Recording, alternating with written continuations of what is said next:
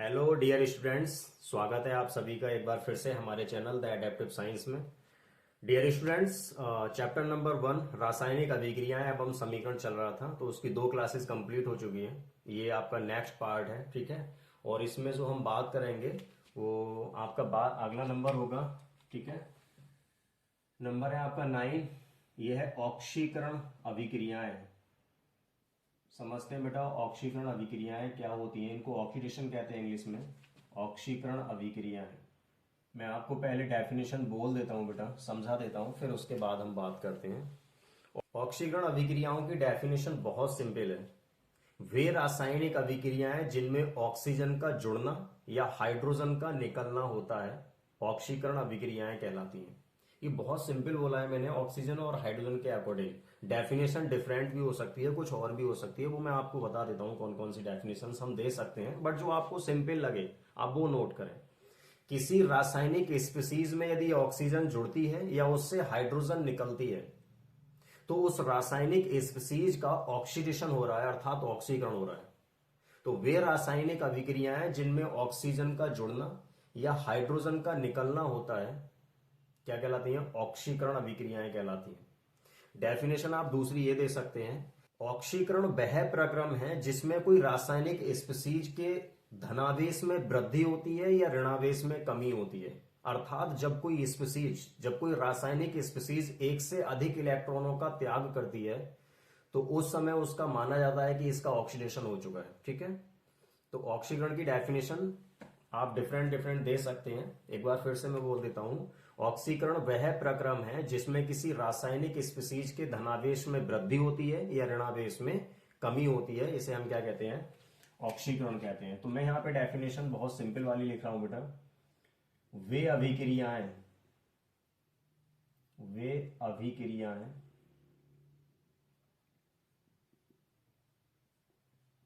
जिनमें ऑक्सीजन का योग होता है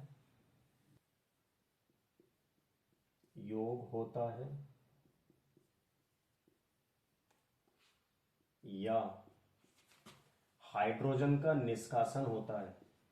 दोनों में से दोनों भी हो सकते हैं, दोनों में से एक भी हो सकता है, ठीक है।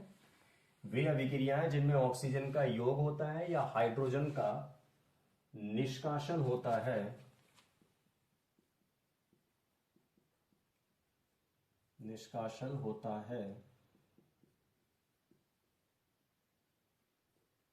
ऑक्सीकरण अभिक्रियाएं कहलाती हैं।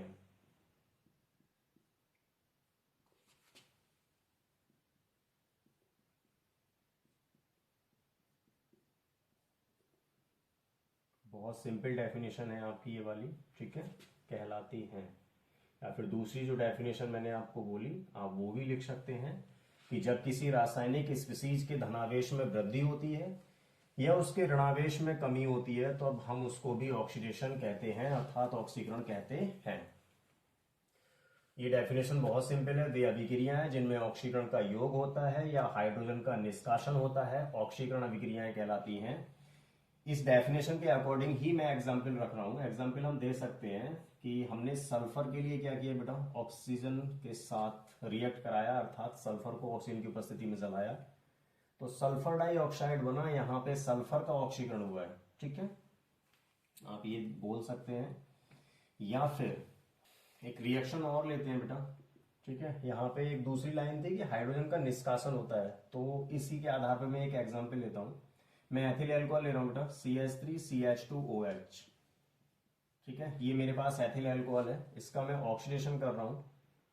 ऑक्सीडेशन किसी ऑक्सीकारक द्वारा कर रहे हैं, और मैंने यहां पर पोटेशियम परमैंगनेट लिया है, यहाँ पे KMnO4 अम्लीय माध्यम है, तो ये एक ऑक्सीकारक का कार्य करता है। तो इसका जब ऑक्सीडेशन होगा तो यहाँ जो कंपाउंड बनेगा आपका वो एल्डिहाइड होगा, अर्थात एसिड एल्डिहाइड होगा, CH3CHO। अब आप ध्यान से देखें, यहां से किस चीज का निष्कासन हुआ? यहां से सर हाइड्रोजन कम हो गया इधर आके, तो अर्थात एथिल एल्कोहल का क्या हो गया? ऑक्सीकरण हो गया, ठीक है। तो ये दोनों एग्जाम्पल मैंने डेफिनेशन के सिमिलर ही दिए हैं आपको।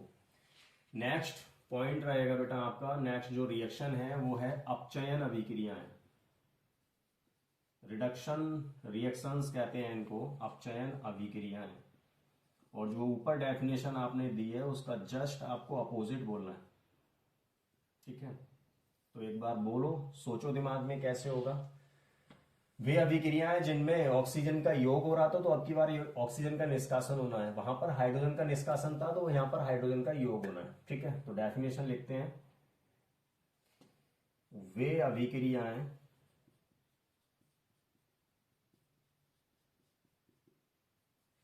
अभिक्रियाएं जिनमें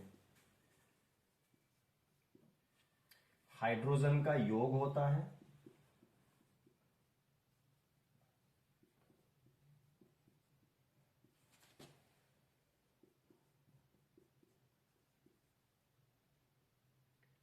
या, ठीक है, वे अभिक्रियाएं जिनमें हाइड्रोजन का योग होता है या ऑक्सीजन का निष्कासन होता है,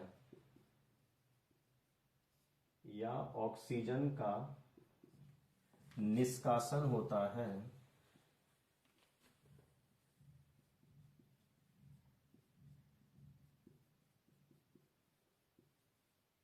अपचयन अभिक्रियाएं कहलाती हैं।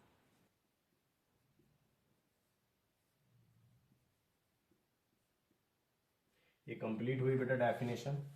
इसकी दूसरी डेफिनेशन आप दे सकते हैं, वे रासायनिक स्पीसीज जिनके ऋणावेश में वृद्धि होती है या धनावेश में कमी होती है, अपचयन अभिक्रियाएं कहलाती हैं। आप ऐसे भी बोल सकते हैं। ठीक है, तो जब किसी रासायनिक स्पीसीज के ऋणावेश में वृद्धि हो और उसके धनावेश में कमी हो, तो उस समय उसका अपचयन होता है। ठीक है, और इसके अकॉर्डिंग हम डेफिनेशन के अकॉर्डिंग ही एग्जाम्पल रखेंगे बेटा यहाँ पे, और एग्जाम्पल होंगे आपके। पहले इसका एग्जाम्पल लेते हैं, वे अभिक्रियाएं जिनमें हाइड्रोजन का योग होता है। तो हम क्या करते हैं, क्लोरीन लेते हैं और क्लोरीन का रिएक्शन हाइड्रोजन गैस से कराएंगे, तो आपको पता है कि यहाँ पे जो बनेगा वो, ठीक है, हाइड्रोक्लोरिक गैस बनेगी 2HCl। तो यहाँ पे क्लोरीन का अपचयन हो गया, क्योंकि क्लोरीन के साथ हाइड्रोजन क्या हो गया, जुड़ गया। ठीक है बेटा, और दूसरा जो हमारा इसमें है, ऑक्सीजन का निष्कासन होता है। ठीक है, तो ऑक्सीजन का निष्कासन का एक एग्जाम्पल देते हैं आपके लिए बेटा। फॉर एग्जाम्पल हमारे पास ना एसिटिक एसिड है CH3COOH, और मैंने क्या किया, इसका LiAlH4 द्वारा इसका अपचयन किया। ये एक अपचायक होता है, लिथियम एल्यूमिनियम हाइड्राइड। तो कार्बोक्सिलिक अम्ल अपचयित होने के बाद एल्डिहाइड में कन्वर्ट हो जाते हैं CH3CHO में। तो आप नोटिस करें ध्यान से, यहां पर 2 ऑक्सीजन था, यहां पर केवल 1 ऑक्सीजन है, अर्थात कार्बोक्सिलिक अम्ल का अपचयन हो गया है। ठीक है, हम अगले रिएक्शन की तरफ चलेंगे। ठीक है,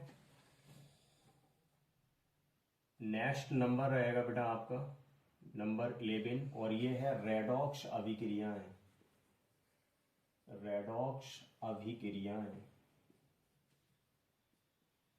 समझें रेडॉक्स अभिक्रियाएं क्या है बेटा। ठीक है, रेडॉक्स अभिक्रियाएं क्या है बेटा, कि हम ऑक्सीकरण को, जो अभी हम पीछे पढ़ के आए हैं, ऑक्सीकरण को इंग्लिश में ऑक्सीडेशन कहते हैं। ठीक है, ऑक्सीडेशन। और अभी हम पढ़ के आए हैं अपचयन। अपचयन को हम बोलते हैं रिडक्शन। क्या बोलते हैं बेटा, रिडक्शन। अब हमें क्या करना है, यहां से रेड लेना है, यहां से ऑक्स लेना है और मिला देना है। क्या हो जाएगा ये सर, ये हो जाएगा रेडॉक्स। तो यही तो हम आपको पढ़ाने वाले हैं, रेडॉक्स अभिक्रिया। बहुत सिंपल डेफिनेशन हो गई। वे अभिक्रियाएं जिनमें ऑक्सीकरण तथा अपचयन दोनों एक साथ होते हैं, रेडॉक्स अभिक्रियाएं कहलाती हैं। इतनी सिंपल डेफिनेशन है।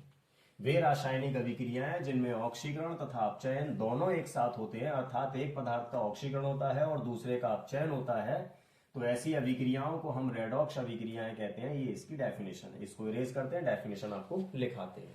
ठीक है, डेफिनेशन लिखते हैं बेटा, वे अभिक्रियाएं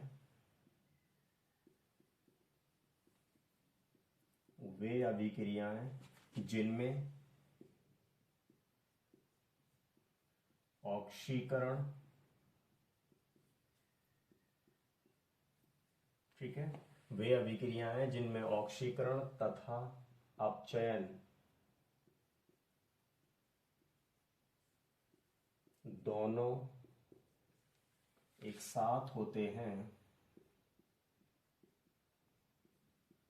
अर्थात एक पदार्थ का ऑक्सीकरण होता है और एक पदार्थ का अपचयन होता है। ठीक है, वे अभिक्रियाएं जिनमें ऑक्सीकरण तथा अपचयन दोनों एक साथ होते हैं क्या कहलाती हैं बेटा? रेडॉक्स अभिक्रियाएं कहलाती हैं। अभिक्रियाएं कहलाती हैं। ये इनकी डेफिनेशन हुई।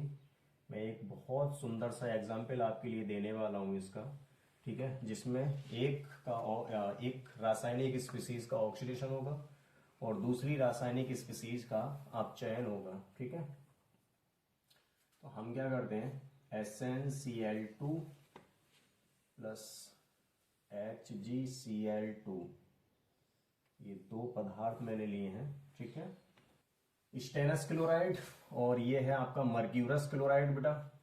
तो इधर बनेगा आपका SnCl4, ठीक है, SnCl4 प्लस Hg2Cl2, और इसके लिए हमें क्या करना होगा, इसको 2 टाइम्स करना होगा।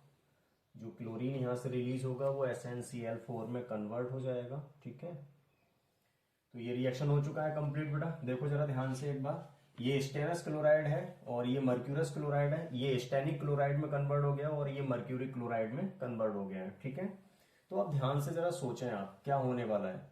यहाँ पे SnCl2 था, SnCl4 हो गया, अर्थात एक ऋणावेशित स्पीसीज का जुड़ना। यदि किसी यौगिक से कोई ऋणावेशित स्पीसीज जुड़ती है तो उसका ऑक्सीकरण माना जाता है। क्या माना जाता है बेटा? ऑक्सीकरण। तो यहां पर SnCl2 का ऑक्सीकरण हो गया और ये SnCl4 में कन्वर्ट हो गया। और अब आप यहां पे नोटिस करें तो यहां से ऋण आवेशित स्पीसीज का निष्कासन हुआ है। ठीक है, तो ये अपचयन हो गया बेटा, ये हो गया आपका क्या? अपचयन। ठीक है, तो HgCl2 का अर्थात मर्क्यूरस क्लोराइड का अपचयन हुआ है मर्क्यूरिक क्लोराइड में। ठीक है, और SnCl2 का क्या हुआ? ऑक्सीडेशन हुआ है। तो जिसका ऑक्सीकरण होता है वो असलियत में एक अपचायक होता है और जिसका अपचयन होता है वो वास्तव में एक ऑक्सीकारक होता है। तो ये भी डेफिनेशन कई बार पूछी जाती है कि अपचायक या फिर ऑक्सीकारक किसे कहते हैं। तो वे रासायनिक पदार्थ, मैं डेफिनेशन बोल रहा हूं, अपचायक की डेफिनेशन बोल रहा हूं, वे रासायनिक पदार्थ जिनका स्वयं का ऑक्सीकरण होता है तथा दूसरे का अपचयन करते हैं अपचायक कहलाते हैं। ठीक है, ऑक्सीकारक की डेफिनेशन देंगे आप बेटा, वे रासायनिक पदार्थ जिनका स्वयं का अपचयन होता है तथा किसी दूसरे का ऑक्सीकरण करते हैं ऑक्सीकारक कहलाते हैं।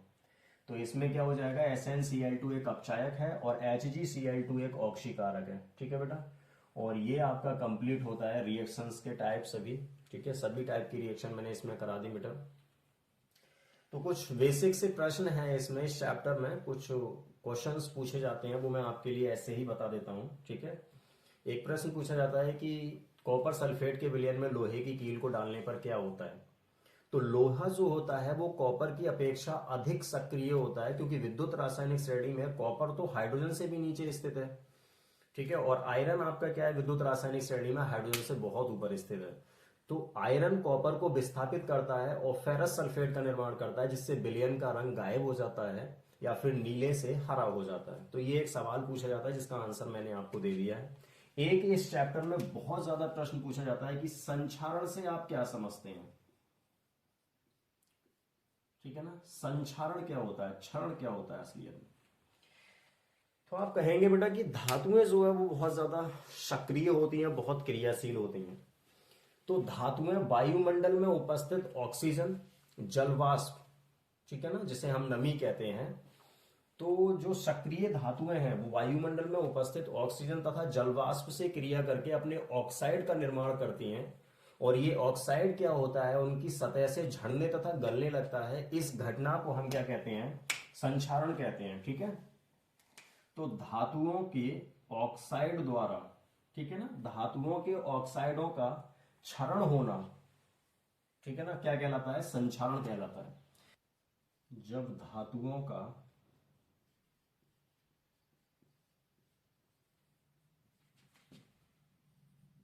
वायुमंडल की ऑक्सीजन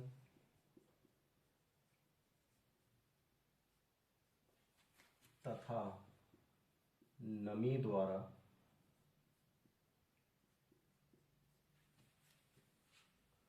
जब धातुओं का वायुमंडल की ऑक्सीजन तथा नमी द्वारा, ठीक है, उनके ऑक्साइडों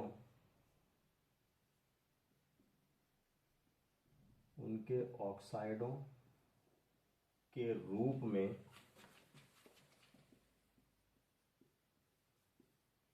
क्षरण होने लगता है, अर्थात संक्षारित होती हैं, क्षरण होने लगता है,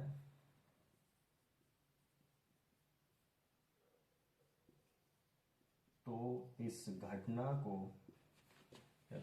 घटना को संक्षारण कहते हैं।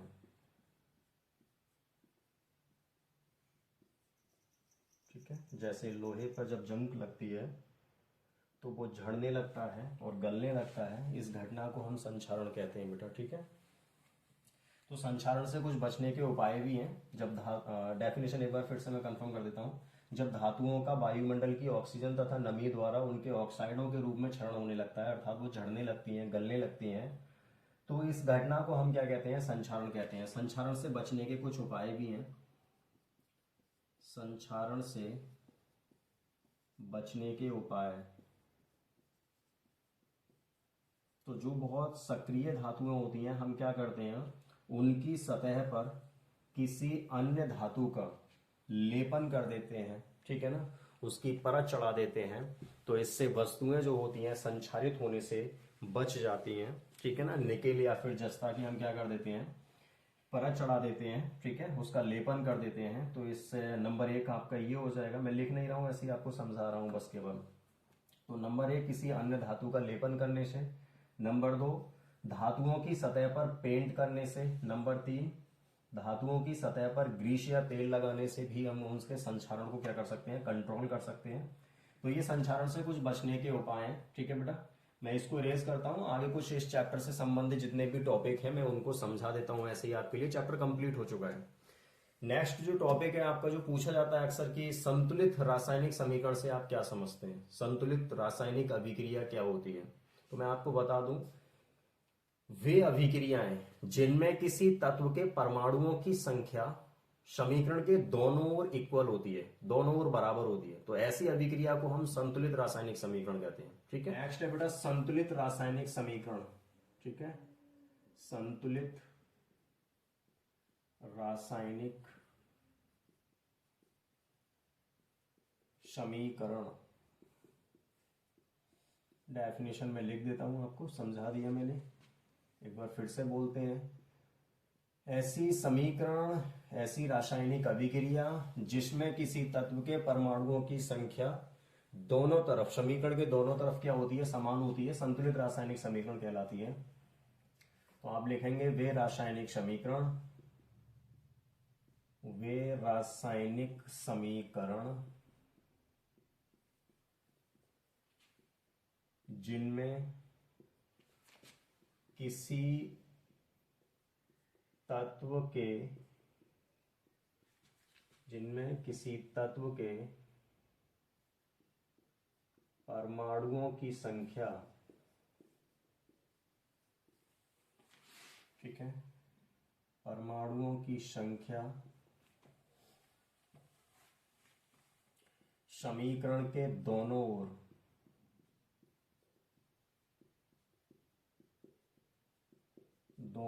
ओर समान होती है,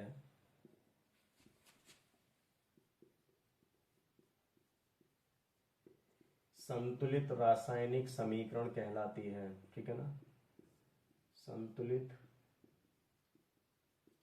रासायनिक समीकरण कहलाती है। फिर यहाँ पे आता है यार, संतुलित रासायनिक समीकरण के महत्व क्या होते हैं, है ना। तो आपको पता होना चाहिए बेटा कि हम सही उत्पाद का निर्धारण कर पाते हैं। ठीक है ना, और इक्वेशन समान हो जाती है, बैलेंस हो जाती है। नेक्स्ट है बेटा, एक प्रश्न पूछा जाता है विकृत गंधिता क्या है ना। विकृत गंधिता,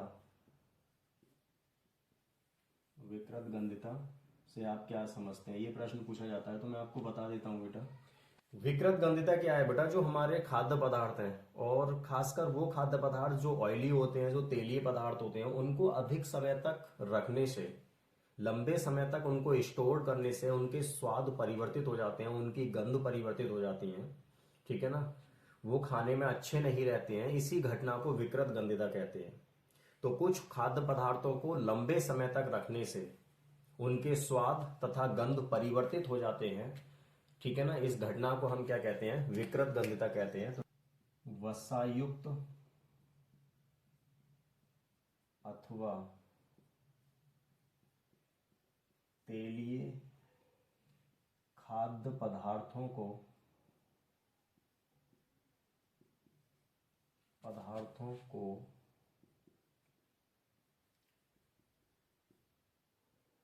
अधिक समय